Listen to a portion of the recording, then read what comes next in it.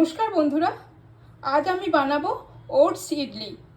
তার জন্য নিয়ে নিয়েছি 2 কাপ ওটস, 1 কাপ জল ঝরানো টক দই, বেকিং পাউডার আর বেকিং সোডা।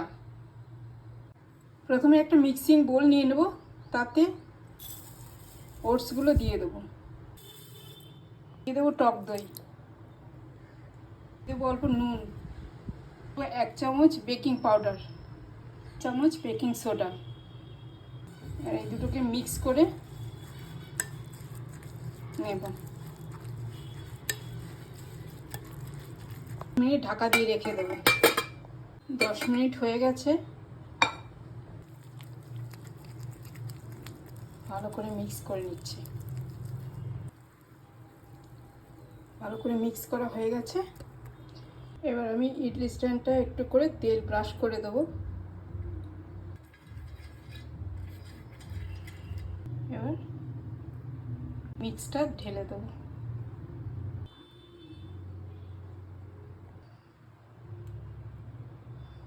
এবার ইডলি স্ট্যান্ডটা আমি বসিয়ে দিচ্ছি। গ্যাস জ্বালিয়ে দিলাম, বসিয়ে দিচ্ছি, ঢাকা দিয়ে দিলাম। 15 মিনিট হবে। 15 মিনিট হয়ে গেছে। আমি ঢাকা খুলে দেখবো।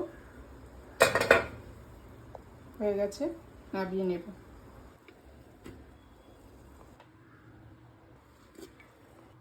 ইডলিগুলোকে তুলে নেব।